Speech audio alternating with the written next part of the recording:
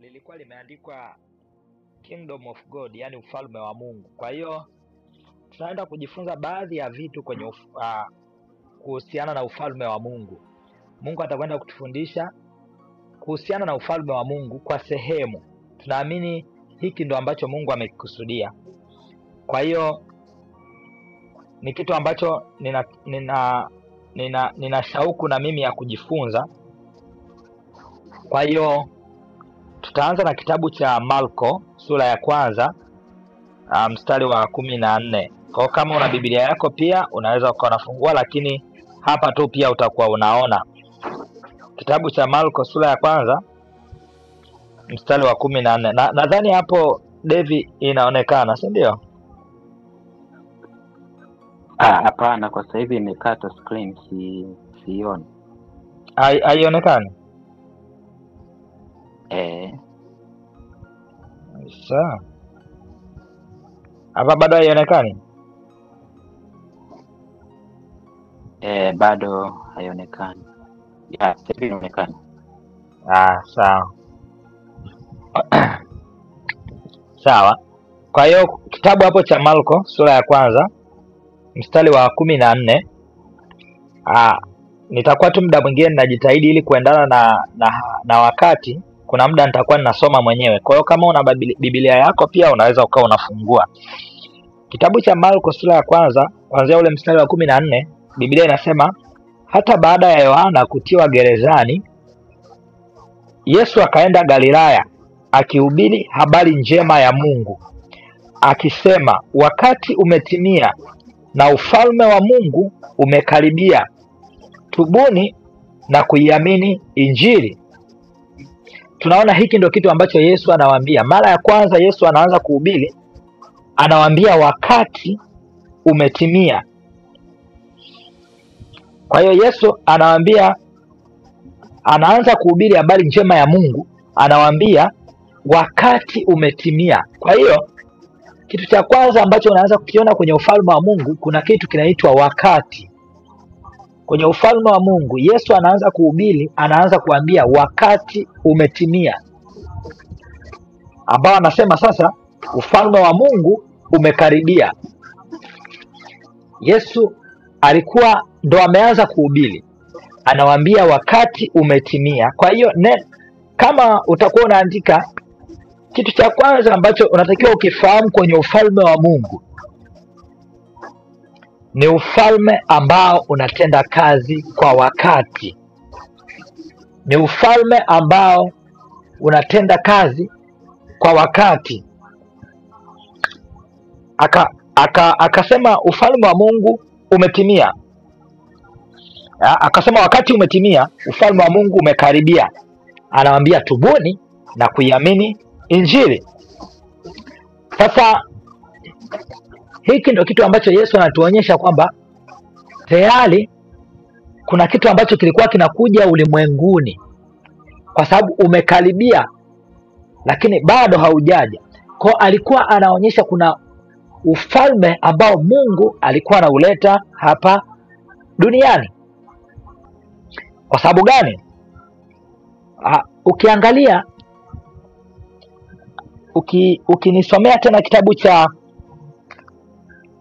kitabu cha Mwanzo sura ya kwanza mstari wa 26, Biblia hapo ndo ambapo inaanza kumtaja mtu. Inaanza kumtaja mtu kwa mara ya kwanza. Anasema hivi, anasema kwamba Mungu akasema na tumfanye mtu kwa mfano wetu na kwa sura yetu. Anasema wakatawale samaki wa baharini na ndege wa angani na wanyama na nchi yote pia na kila chenye kutambaa kitambaacho juu ya nchi. Kumbuka huyu Mungu hayupo kwenye nchi, lakini anasema kwamba tumfanye mtu ambaye yuko kwa mfano wetu. Halafu anasema akatawale kwenye nchi. Kumbuka huyu Mungu anapoongea hivi, huyu Mungu yuko mbinguni. Na huyu mtu, kwa sababu mstari wa 27 unasema Mungu akaumba mtu kwa mfano wake, kwa mfano wa Mungu alimuumba, mwanamume na mwanamke aliwaumba. Kwa hiyo unakuja kuona Mungu yuko mbinguni, yuko kwenye mazingira yake, yuko mbinguni, anakuja kuumba kiumbe ambacho kipo kwa mfano wake. Lakini anasema hiki kiumbe ambacho nitakacho kiumba kipo kwa mfano wangu, hakitobaki huku mbinguni. Kuna sehemu ambayo ninakipeleka hiki kiumbe. Yaani hiki kiumbe ili kiwe na maana, ninakiumba kwa sababu kuna sehemu nimeshaiandaa hiki kiumbe kikaniwakilishe mimi, au kikanidhihirishe mimi, kikaudhihirishe huo utukufu wangu, hicho kiumbe. Ndio maana sasa Zaburi akawa anatuambia juu ya huo uumbaji ambao Mungu akiwa anaumba. Zaburi ya 115, hapa tunaweka msingi, mstari wa 16. Maneno ya Mungu yanasema hivi: mbingu ni mbingu za Bwana, bali nchi amewapa wanadamu. Kwa hiyo unaweza ukaona wakati ule Mungu yuko mbinguni anamuumba mtu kwa mfano wake, lakini Mungu hakuendelea kumwacha yule mtu mbinguni, ikabidi aje. Kulikuwa na kazi ambayo Mungu alikuwa amempatia kwenye hiyo sehemu ambayo inaitwa nchi. Kwa hiyo ndio maana hapa anatuambia mbingu ni mbingu za Bwana, lakini nchi amewapa wanadamu. Kwa hiyo alivyokuwa anamuumba yule mtu, tayari Mungu alikuwa ameshaona huyu mtu kuna sehemu ninayompeleka. Kumbuka alikuwa kwenye mfano na sura ya Mungu. Kwa hiyo kama Mungu anampeleka yule mtu kwenye yale mazingira au kwenye lile eneo, ina maana jinsi ambavyo Mungu alivyo, jinsi ambavyo Mungu anatenda kazi, jinsi ambavyo Mungu anatawala, kwa sababu alimwambia ukatawale. Kwa hiyo jinsi Mungu anavyotawala ndivyo yule mtu pia ataenda kutawala kule, ndivyo yule mtu pia ataenda kumdhihirisha Mungu kule. Kwa hiyo ule ndo ukawa ufalme wa Mungu ukaletwa hapa duniani. Kwa hiyo Mungu akawa anauleta ufalme wake hapa duniani, kwa sababu kumbuka alikuwa ameumba mbingu na nchi, na ikabidi sasa yeye, kwa sababu yuko mbinguni, inabidi kule kwenye nchi akampeleka huyu mwanadamu. Sasa ndo maana ukisoma vizuri, Mungu alifanya kazi siku ya kwanza, ya pili, ya tatu, ya nne, ya tano, ya sita. Alivyofika siku ya sita, alivyoumba mwanadamu, alivyomuumba mtu, siku ya sita Mungu akapumzika. Kwa sababu gani? Tayari kile kiumbe ndo kilikuwa kipo kinawajibika kwa ajili ya kuja kumdhihirisha Mungu hapa duniani. Kwa hiyo kile kiumbe, kama kuna chochote ambacho kilikuwa kinahitajika kufanyika duniani, Mungu tayari alikuwa ameshaweka uwezo wa kimungu ndani ya kile kiumbe, kwa sababu kina mfano wa Mungu. Kwa hiyo kile kiumbe ambaye ni mtu ndiye ambaye alikuwa anakuja kuendeleza kile ambacho Mungu amekifanya. Ndio maana sasa ukisogea kwenye kitabu cha Mwanzo sura ya pili, ukisogea mstari wa ukisogea sura ya pili, ukianza kusoma kitabu cha Mwanzo sura ya pili, ukisogea mstari wa 15, anasema hivi: Bwana Mungu akamtwaa huyo mtu akamweka katika bustani ya Eden ailime na kuitunza. Unaona? Sasa Mungu hapo akaendelea kumpa huyu mtu kila aina ya mazingira ambaye atamwezesha huyu mtu kumdhihirisha Mungu hapa duniani. Kwa nini natokea huku? Ninaweka msingi ambao utatusaidia sana tunakoelekea. Sasa ukisogea mstari wa 19, nadhani David, mstari wa 19 unaonekana, si ndio? Ya, ndio unaonekana. Hebu usome. Bwana Mungu akafanyiza kutoka katika ardhi kila mnyama wa msituni na kila ndege wa angani, akamletea Adamu ili aone atawaitaje. Kila kiumbe hai jina alilokiita Adamu likawa ndilo jina lake.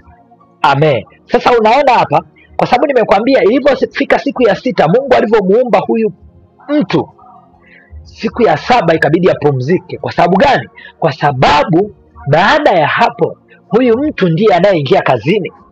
Kwa hiyo siku ya 8 tena sio Mungu yupo kazini, ni huyu mwanadamu ndo yupo kazini. Ndio maana unakuja kuona sasa huyu mtu Mungu anamletea wanyama wa kila aina. Sio kwamba Mungu alikuwa hawezi kuwaita wale wanyama, au hawezi akamuonyesha kwamba huyu atakuwa simba, huyu atakuwa chui, huyu atakuwa nani. Hapana, alikuwa amemletea ili huyu mtu ule uwezo ambao Mungu ameweka ndani yake audhihirishe hapa ulimwenguni. Naye sasa unaona anasema kwamba sasa kila kiumbe hai jina alilokiita Adamu likawa ndilo jina lake. Kwa hiyo akaanza kudhihirisha ule uungu, kwa sababu kumbuka Mungu ndiye muumbaji, lakini akaweka hata sifa ya uumbaji kwa yule mtu. Ndio maana yule mtu alipomwambia huyu simba atakuwa ni simba, mpaka leo huyo simba ni simba. Kwa sababu gani? Ulikuwa ni uwezo wa kimungu ambao Mungu ameweka ndani ya yule mwanadamu. Kwa hiyo hiyo ndo maana ya ufalme wa Mungu. Mungu alikuwa ameweka hapa duniani, lakini tunafahamu ya kwamba huyu mwanadamu baadaye alikuja aliasi. Hata sitaki kwenda huko, lakini tunafahamu kwamba ukisoma ile Mwanzo sura ya 3 utaona yule mwanadamu aliasi, akaacha kumtii Mungu. Sasa alivyoacha tu kumtii Mungu, hapo ndo itabidi tusome kwenye kitabu cha Warumi sura ya 6 mstari wa 16. Maneno ya Mungu yanasema hivi: hamjui ya kuwa kwake yeye ambaye mnajitoa nafsi zenu kuwa watumwa wake katika kumtii, mmekuwa watumwa wake yule mnayemtii, kwamba ni utumishi wa dhambi uletao mauti, au kwamba ni utumishi wa utii uletao haki. Kumbuka wote tunafahamu kilichotokea kwenye Mwanzo sura ya 3, kwamba huyu mtu au hawa watu walimkosea Mungu, hawakutii kile ambacho Mungu aliwaambia. Lakini kutokutii kile Mungu alichowaambia ni kwamba walitii maagizo tofauti na kile ambacho Mungu aliwaambia. Na tunajua kwamba yule nyoka aliwadanganya, ambaye ni Shetani, aliwadanganya wakaamua kumtii yule nyoka. Sasa maneno ya Mungu yanatuambia kwenye ulimwengu wa roho, yule unayemtii ndiye anayekuwa bwana wako. Huo mstari wa 16 unatuambia vizuri, hamjui ya kuwa kwake yeye ambaye mnajitoa nafsi zenu kuwa watumwa wake katika kumtii, mmekuwa watumwa wake yule mnayemtii. Tena anaendelea kwamba ni utumishi wa dhambi uletao mauti, au kwamba ni utumishi wa utii uletao haki. Kwa hiyo unakuja kuona kuanzia hapa habari ya ufalme wa Mungu hapa duniani ikabadilika. Kwa nini? Kwa sababu kumbuka, huyo Shetani aliyewadanganya alikuwa tayari ameshaasi kule juu. Kwa hiyo tayari akawa anajulikana kama ni ufalme wa giza, ufalme wa giza. Kwa hiyo yule mtu wa kwanza ambaye ni Adamu anapokuja kutii maagizo ya kutokea kwenye ufalme wa giza, akawa amejipeleka mwenyewe kuwa mtumwa kwenye ufalme wa giza. Kwa maana yake akawa ameupa nafasi ufalme wa giza kutawala hapa duniani. Kumbuka, ni ufalme wa Mungu ndio uliokuwa unatawala. Ndio maana uliona yule mwanadamu akawa anadhihirisha uungu, anawapa hadi wanyama majina yao, na ndivyo anavyokuwa, kwa sababu yale majina ndio alikuwa yanabeba na sifa za wale wanyama. Kwa hiyo yeye ndiye alikuwa anatawala. kwa sababu Mungu tayari ameshauweka uwezo ndani yake. Ufalme wa Mungu alikuwa ameshauweka ndani ya Adamu, lakini tunaona yeye anaacha kumtii Mungu, anaenda kumtii Shetani. Kwa hiyo kuanzia pale akawa ameshaingia kwenye utumwa wa Shetani. Ina maana akawa ametoka kwenye ufalme wa Mungu, akawa ameshaingia kwenye ufalme wa giza. Kwa hiyo hata kilichokuwa kinazaliwa kutokea kwake, vyote vikawa vinazaliwa viko chini ya ufalme wa giza. Ndio maana ukisogea kwenye kitabu cha Warumi hicho sura ya 5 mstari wa 12 anasema hivi: kwa hiyo kama kwa mtu mmoja, nadhani hapo tunaona, si ndio? Inaonekana hivi. Okay. Anasema hivi: kwa hiyo kama kwa mtu mmoja dhambi iliingia ulimwenguni, na dhambi hiyo mauti, na hiyo mauti ikawafikia watu wote, kwa sababu wote wamefanya dhambi.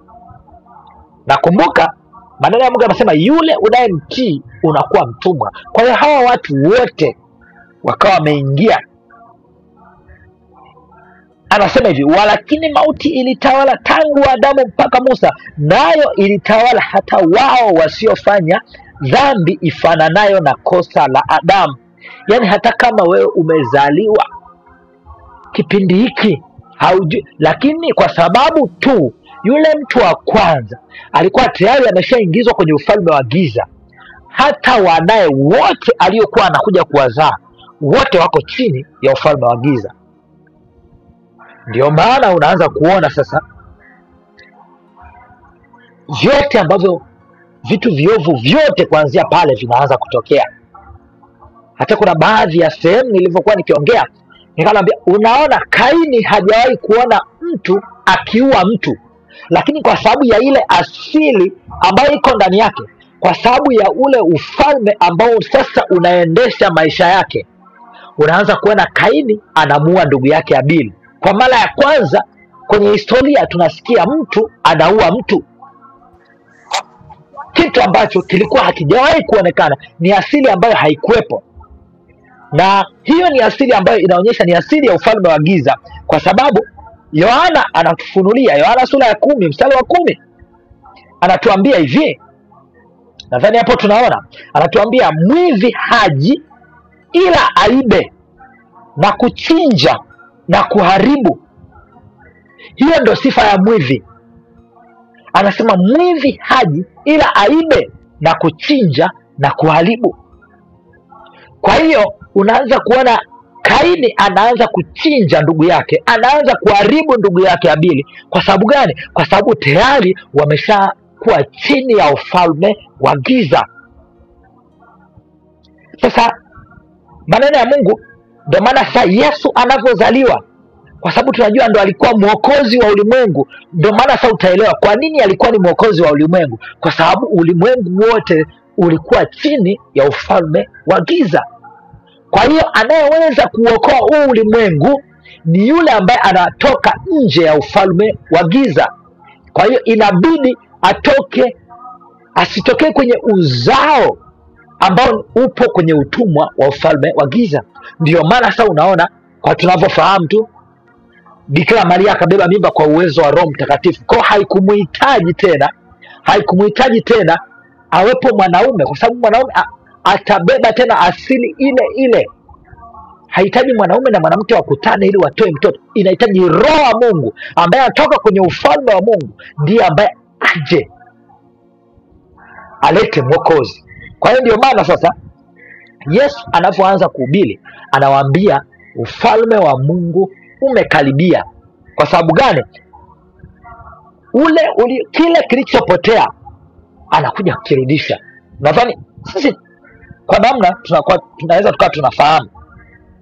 Sasa kuna kwenye Yohana sura ya 3, kwenye Yohana sura ya 3 tunafahamu habari ya Nikodemo. Huyu alikuja kumuuliza Yesu, nawezaje nikauona huu ufalme wa Mungu? Unaona? Ukianzia hapo mstari wa kwanza tu kabisa, anasema basi palikuwa na mtu mmoja wa Mafarisayo, jina lake Nikodemo, mkuu wa Wayahudi. Huyo alimjia usiku akamwambia, Rabi, anamwambia Yesu huyo, twajua ya kuwa mwalimu umetoka kwa Mungu, kwa maana hakuna mtu awezaye kuzifanya ishara hizi uzifanyazo wewe, isipokuwa Mungu yu pamoja naye. Yesu akajibu, amini amini nakuambia, mtu asipozaliwa mara ya pili hawezi kuona ufalme wa Mungu. Hawezi kuona ufalme wa Mungu. Nikodemo akamwambia, awezaje mtu kuzaliwa akiwa mzee? Aweza kuingia tumboni mwa mamaye mara ya pili akazaliwa? Yesu akajibu, amini amini nakuambia, mtu asipozaliwa kwa maji na kwa Roho hawezi kuingia ufalme wa Mungu. Sasa anakuja kumwambia kilichozaliwa kwa mwili ni mwili na kilichozaliwa kwa roho ni roho. Sasa anakuja kuniambia hivi, mstari wa 7 anasema, usistaajabu kwa kuwa nalikuambia hamna budi kuzaliwa mara ya pili. Yaani anamwambia lazima uzaliwe mara ya pili ili uingie katika ufalme wa Mungu. Sasa ndio tunafahamu ile kazi ambayo Yesu aliifanya. Tunafahamu kile ambacho Yesu alikifanya. Na nitaomba nisome tena na kitabu cha Luka sura ya 18 mstari wa 17. Maneno ya Mungu yanasema hivi, amini nawaambia. Kumbuka hapo amesema mtu asipozaliwa mara ya pili. Hapa Yesu anaendelea kuambia mstari wa 17. Mkubwa unaweza kasiria? Amen. Amini nawaambia, mtu yeyote asiyopokea ufalme wa Mungu kama mtoto mdogo haingii kamwe. Anasema hivi, wala tajiri. Hiyo anasema hivi, amini nawaambia, mtu yeyote asiyeupokea ufalme wa Mungu. Kwa hiyo kuna watu ambao wanaupokea ufalme wa Mungu. Yesu anasema kuna watu ambao wanakwenda kuupokea ufalme wa Mungu. Lakini anasema hivi, amini nawaambia, mtu yeyote asiyeupokea ufalme wa Mungu kama mtoto mdogo hauingii kamwe. Hauingii kamwe. Asipoupokea hauingii kamwe. Na kumbuka Yesu wakati anaanza kuhubiri amewaambia kwamba ufalme wa Mungu umekaribia. Kwa hiyo ndio maana sasa maneno ya Mungu yanatuambia sasa, kwa nini tusipoupokea kama mtoto mdogo hatuingii? Ndio ile Yesu akawa anamwambia inabidi ukubali kuzaliwa mara ya pili. Na ukiendelea pale kushuka kwenye ile Yohana sura ya 3 ndio utakuja kuona akawa anamwambia kwamba sasa ukitaka kuzaliwa mara ya pili, ndio anamwambia kwamba uamini. Kama vile Musa alivyomwinua nyoka wa shaba, vile vile mwana wa Adamu hana budi kuinuliwa, ili kila atakayemtazama, atakayemwamini na kumtazama atafanyaje? Ataokolewa. Sasa huko nimetokea kwa sababu tu ninafahamu inawezekana tukawa tumeshasikia sana. Sasa nitaka uone kitu ambacho Yesu alikifanya, au kitu ambacho Yesu anakifanya. Huyu mtu akiamini, huyu mtu akimpokea, huyu mtu akikubali kuzaliwa mara ya pili, kitu gani kinatokea? Ndio nataka niende huko, twende kwenye hicho kitabu cha Wakolosai sura ya 1 na mstari wa 13. Wakolosai sura ya 1 mstari wa 13. Maneno ya Mungu yanasema hivi. Naye alituokoa. Labda tu ukitaka ujue vizuri, anaongelea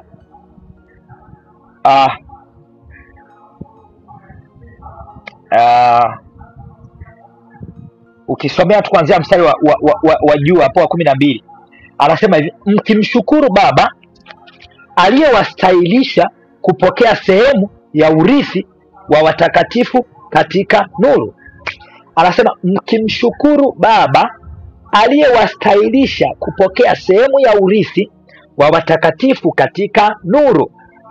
Naye alituokoa katika nguvu za giza, akatuhamisha. Kumbuka nimekwambia kule kila mtu alikuwa kwenye ufalme wa giza. Kwa sababu gani? Kuna mtu ambaye alijitiisha kwenye ufalme wa giza, kwa hiyo na uzao wake wote, kwa sababu alikuwa anaitwa Adamu, kwa hiyo wana wake wakawa wanaitwa wana wa Adamu, ndo akawa wanaitwa wanadamu. Kwa hiyo kuanzia pale wote ambao walikuwa wanaitwa wanadamu wakawa wameingizwa kwenye huo ufalme. Kwa hiyo Yesu anachokuja kukifanya, au Baba inachombidi akifanye, anasema mkimshukuru Baba aliyewastahilisha kupokea sehemu ya urithi ya watakatifu katika nuru, naye alituokoa katika nguvu za giza, akatuhamisha na kutuingiza katika ufalme wa mwana wa pendo lake. Kwa hiyo kumbe, tulivyokuwa tunaamini, tulivyokuwa tunamkiri Yesu, tulivyokuwa tunampokea Yesu kuwa Bwana na Mwokozi wa maisha yetu, hatukuwa tu tunampokea kuwa Bwana na Mwokozi wa maisha yetu basi, lakini tulikuwa tunahamishwa kutoka kwenye ufalme wa giza, tunaingizwa kwenye ufalme wa Mungu. Tunaingizwa kwenye ufalme wa Mungu. Ndio maana sasa kuna sehemu Yesu akaja kuambia kwamba kuna wakati ambao mtakuja kujua ufalme wa Mungu uko ndani yenu. Angalia kitabu cha Luka sura ya 17. Luka sura ya 17 mstari wa 20. Anasemaje? Anasema hivi: na alipoulizwa na Mafarisayo, ufalme wa Mungu utakuja lini? Au Mafarisayo wakamuuliza, aliwajibu akawaambia. Kumbuka hapa Yesu hajafa. Kumbuka hapa Yesu hajafufuka. Kwa hiyo Mafarisayo walivyomuuliza ufalme wa Mungu utakuja lini, aliwajibu akawaambia, ufalme wa Mungu hauji kwa kuchunguza, wala hawatasema tazama upo huku au kule, kwa maana tazama ufalme wa Mungu umo ndani yenu.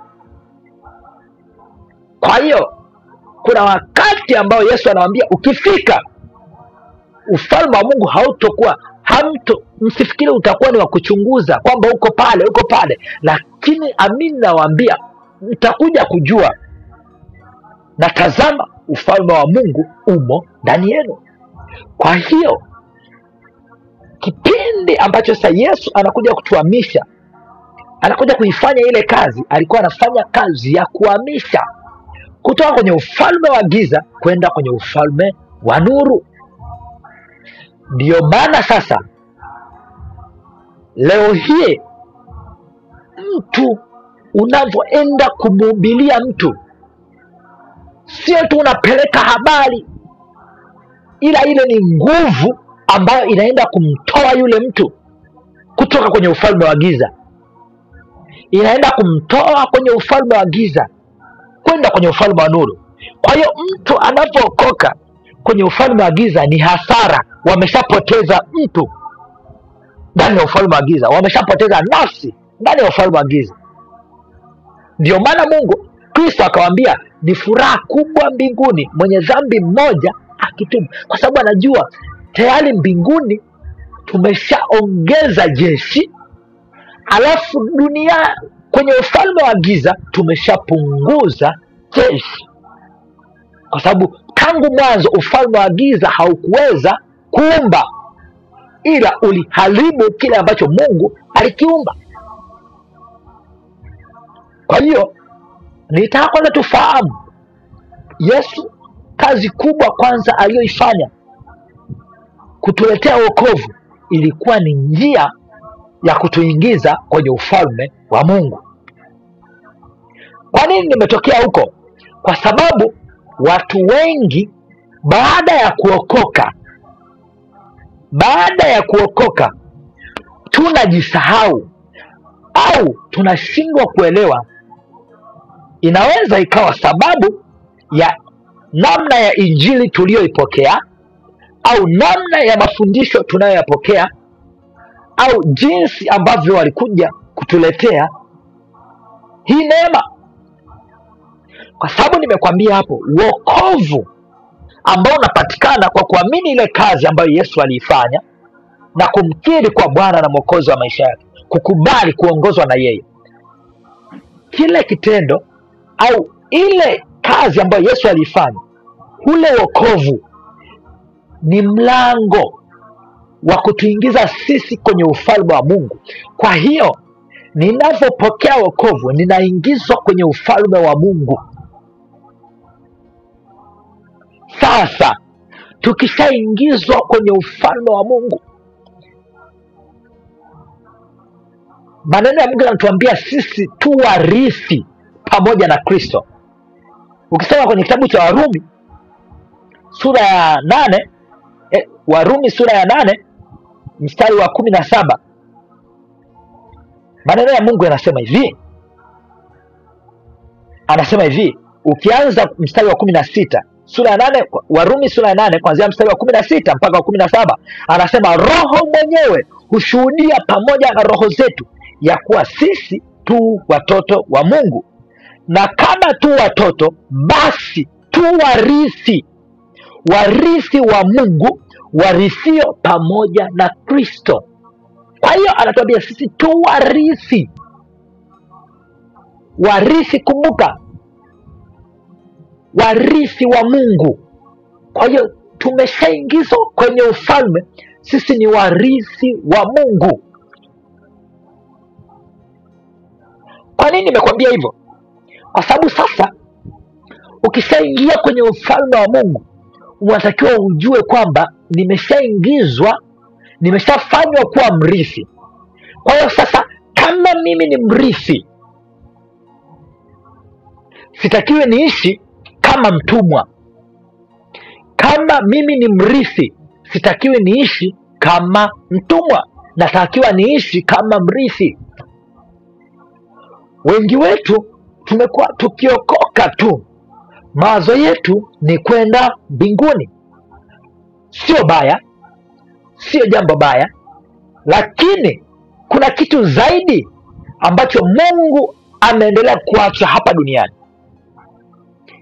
Nimekwambia, Mungu alikuumba ukiwa mbinguni, akaamua akulete duniani kwa sababu kuna kazi ambayo ulikuwa unatakiwa kuifanya. Utakiwa udhihirishe ufalme wa Mungu huku duniani, na anapokuja kukuokoa, ameshakuokoa. Kwa nini haujawahi kujiuliza, hajanitoa moja kwa moja niende mbinguni? Kwa nini tu siku ninavyomwamini Yesu niondoke hapa duniani? Kwa sababu kuna kazi, kwa sababu ufalme wa Mungu unahitaji kudhihirishwa hapa duniani, na watakao kudhihirisha ni warithi. Ndio maana sasa anasema hivi. Kwa hiyo mrithi anavyo vitu vyote, kwa sababu yeye ni mrithi, ina maana anamiliki vile vitu vya baba ni vyake, na anasema si tu warithi wa Mungu. Kwa hiyo kila alichonacho Mungu ni chetu, nguvu ya Mungu ni yetu, mamlaka ya kimungu ni yetu, maisha ya kimungu ni yetu. Kwa nini nimesema ninatokea huko? Utanielewa. Tunasogea kwenye kitabu, tusome kwenye kitabu, tuangalie huyo mrithi. Kwa nini sasa tunaendelea bado kuteseka, au tunaendelea bado kuwa chini, au tunaendelea bado? Kuna watu ambao wameokoka, au asilimia kubwa yaliokoka, bado unaona kuna maisha ambayo tunaendelea kuyaishi. Kwa sababu nimekwambia, tulivyomwamini Yesu, tulivyomkubali Yesu kuwa Bwana na Mwokozi wa maisha yetu, tukafanywa kuwa warithi pamoja na Kristo, warithi wa Mungu. Anarudia, anasema tu warithi wa Mungu, warithio pamoja na Kristo. Sasa Wagalatia sura ya 4 mstari wa 1 anatuambiaje? Anasema hivi, lakini nasema ya kuwa mrithi wakati wote awapo mtoto hana tofauti na mtumwa, angawa ni bwana wa yote.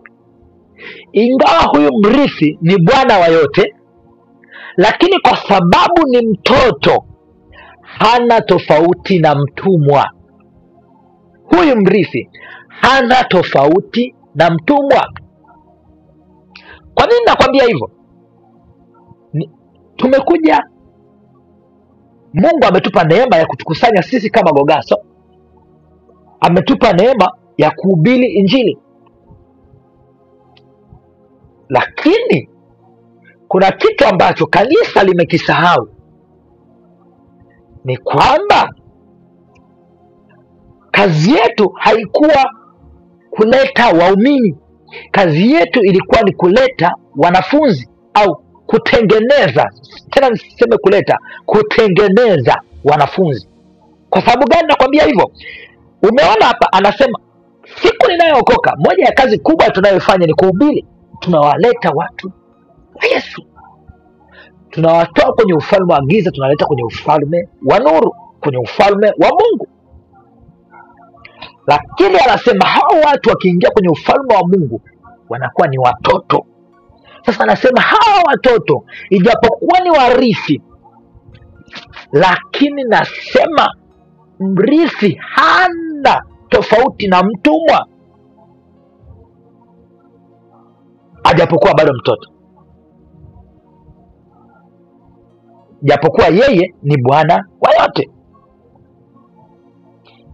Kwa hiyo kumbuka, nilikwambia kule kwamba Yesu akasema wakati umetimia. Anavyoanza kuhubiri, wakati umetimia. Na huku Wagalatia sura ya 4 mstari wa 4 anasema hata ulipowadia utimilifu wa wakati, Mungu alimtuma mwanaye ambaye amezaliwa na mwanamke, amezaliwa chini ya sheria, kusudi awakomboe hao walio chini ya sheria, ili situpate kupokea hali ya kuwa wana. Kwa hiyo unakuja kuona mambo ya ufalme yanakuwa yanafanyika kwa wakati.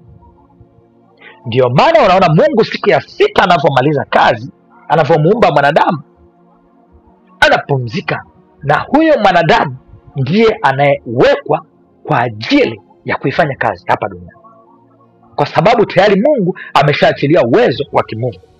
Na ndio maana unaona baada ya Yesu kuikamilisha ile kazi ambayo sisi tusingeweza kuifanya, kama vile Adamu ambavyo asingeweza kujiumba, hata sisi ambavyo hatukuweza kujitoa kule, hatukuweza kubadilishwa ile asili ya dhambi, kwa sababu Wakorintho wa 2 sura ya 5 mstari 17 atuambia hata imekuwa mtu akiwa ndani ya Kristo amekuwa kiumbe kipya. Kwa hiyo Kristo hakuja tu kutuhamisha, lakini alitubadilisha, yani alituhamisha tukiwa tumebadilishwa. Kwa hiyo tunavyoingia huko sisi tayari ni viumbe vipya. Kwa hiyo kama mimi ni mtoto kwenye ufalme wa Mungu, ina maana inatakiwa sasa nianze kukua, ili sasa nisiendelee kuishi kama mtumwa. Kwa nini nimekwambia hivyo?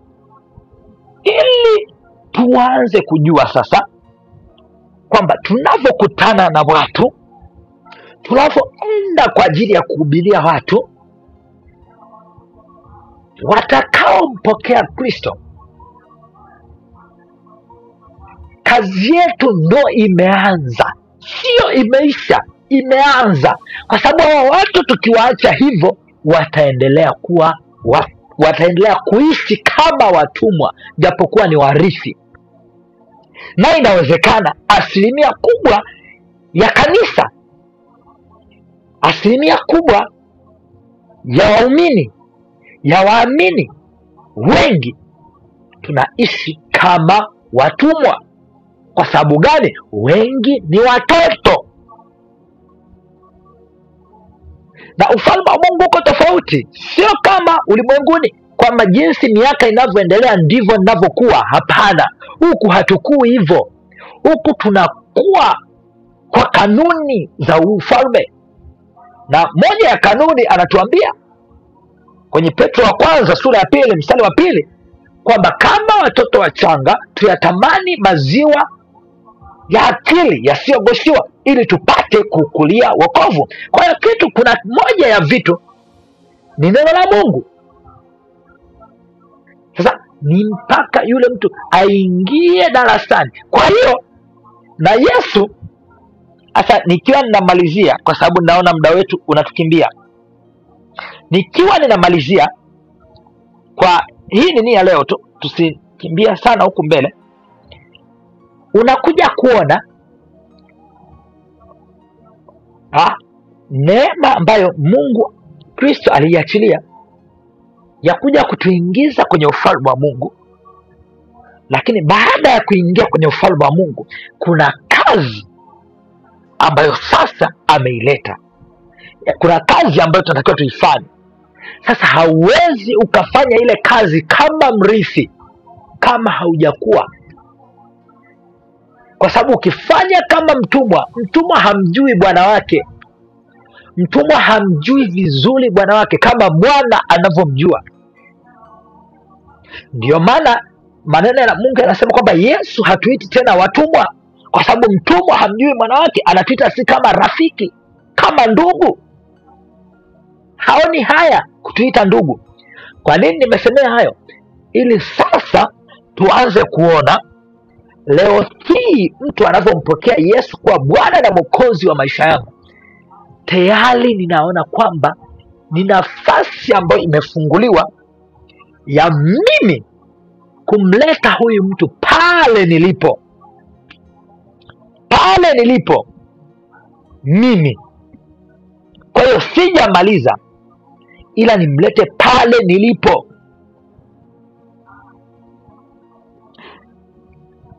Nikiwa tukimalizia na mstari, kesho nadhani tutakuja kuendelea na Yohana. Nikiwa namalizia na kitabu cha Waefeso, ule mstari ambao tunaufahamu sana inawezekana, lakini hatuja utafakari. Waefeso sura ya 4 ule mstari wa 11, ambapo anaanza kusema akawatoa wengine kuwa mitume, wengine kuwa manabii na walimu na wachungaji. Anasema naye alitoa wengine kuwa mitume, na wengine kuwa manabii, na wengine kuwa wainjilisti, na wengine kuwa wachungaji na walimu, kwa kusudi la kuwakamilisha watakatifu, hata kazi ya huduma itendeke, hata mwili wa Kristo ujengwe. Anasema sasa hata na sisi sote tutakapofikia umoja wa imani na kumfahamu sana mwana wa Mungu, hata kuwa mtu mkamilifu, hata kufika kwenye cheo cha kimo cha utimilifu wa Kristo, ili tusiwe tena watoto wachanga. Kwa hiyo tunapoingia lazima tuwe ni watoto wachanga. Ndio maana Yesu alisema mtu asipokuwa kama mtoto hawezi akaupokea ufalme wa Mungu. Asipopokea ufalme wa Mungu kama mtoto hawezi akaingia. Kwa hiyo anasema hivi, hata ili tena tusiwe tena watoto wachanga, tukitupwa huku na huku na kuchukuliwa na kila upepo wa elimu kwa hila ya watu na ujanja, tukizifuata njia za udanganyifu. Anasema lakini tuishike kweli katika pendo na kukua hata tumfikie yeye katika yote, yeye aliye kichwa, Kristo. Kwa hiyo unakuja kuona kumbe baada ya sisi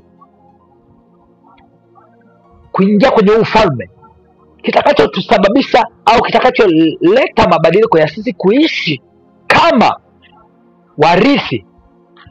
Tumeshafanywa kuwa warithi, lakini kuishi hapa duniani kama warithi ninahitaji tuondoke kwenye utoto tuje tukue.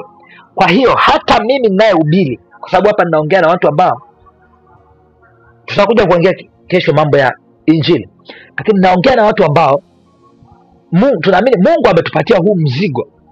Sasa huu mzigo usiishie tu pale ambapo mtu anasema ninamkubali huyu Bwana kuwa huyu Yesu kuwa Bwana na Mwokozi wa maisha yangu. Huu mzigo uwe unaanzia, yani pale kiwe ni chanzo cha sisi kufika zaidi. Tutakuja kuona hapo kesho Mitume ilikuwa inapita kipindi ambacho inawabidi tena warudi kwa wale watu waliowahubiria, kuwaangalia wanaendeleaje na kuwafundisha zaidi, kwa sababu waliwahubiria wakawafundisha wakawaleta mpaka hatua, lakini tena kuna wakati ambao wanarudi kuwaangalia hawa watu wanaendeleaje.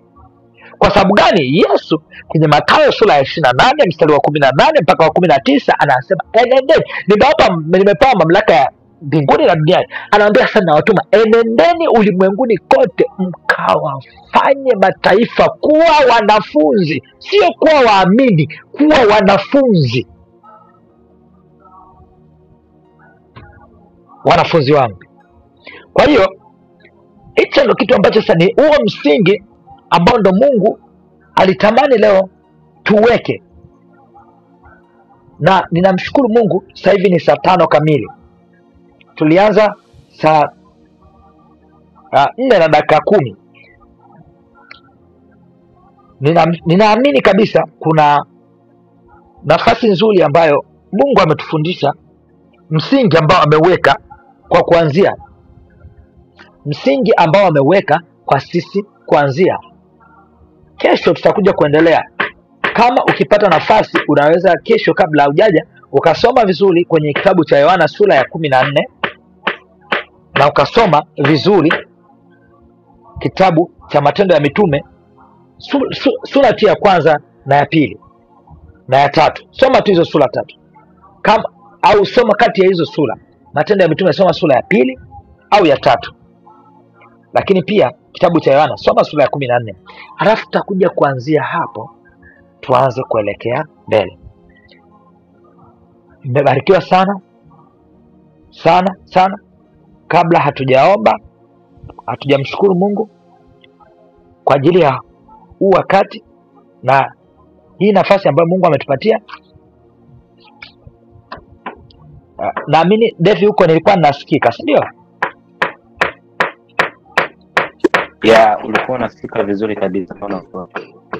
Okay, sawa. Basi kabla sijamkaribisha Chief Director wa Gogaso, nitaomba tumuombe Mungu.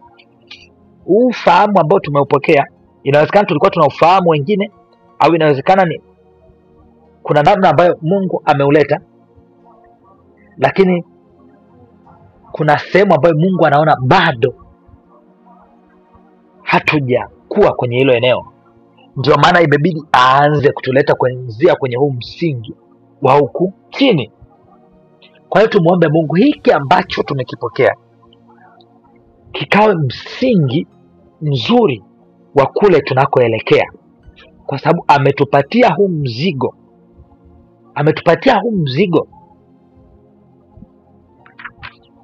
mzigo ambao Yesu aliuacha kwa mitume, ametupatia na sisi.